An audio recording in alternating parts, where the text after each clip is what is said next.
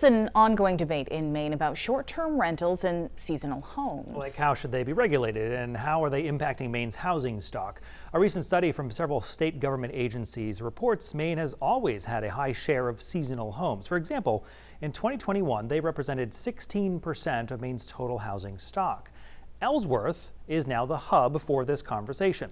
AirDNA is a short-term rental data analytics resource, and it ranks Ellsworth, our own Ellsworth, as the second best city in the entire country to own an Airbnb, citing hundreds of active short-term rental properties in the city. However, city leaders say those numbers are skewed. In fact, they say they're still researching to determine how many short-term rentals are in the city and how the properties should be regulated. News Center Maine's Raya Wooten tells us more.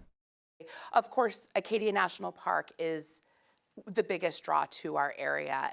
PJ Keenan, Ellsworth Area of Commerce Executive Director, says tourists beat the traffic in Bar Harbor and cut their costs by staying in Ellsworth, increasing the city's demand for short-term rentals. That opportunity for our whole city is incredible, as long as it's done responsibly with the Airbnb owners. AirDNA, a short-term rental data analytics resource, reports that there are more than 700 active short-term rental properties in the city. But city planner Matthew Williams says that's not quite right, explaining that AirDNA calculates by zip code.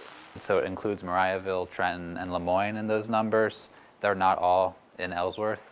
Williams says the city is working to identify where short-term rentals are located. We have certain zones that are specifically zoned for neighborhoods.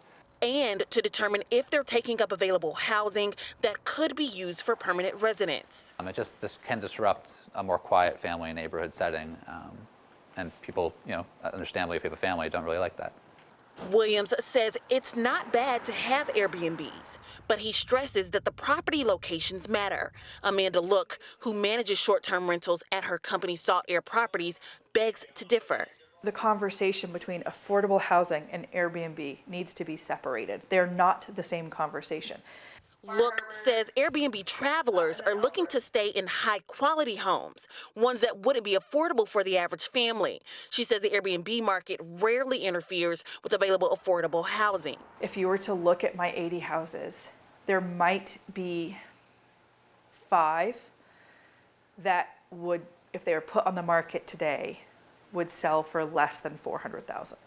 In Ellsworth, Raya Wooten, News Center, Maine.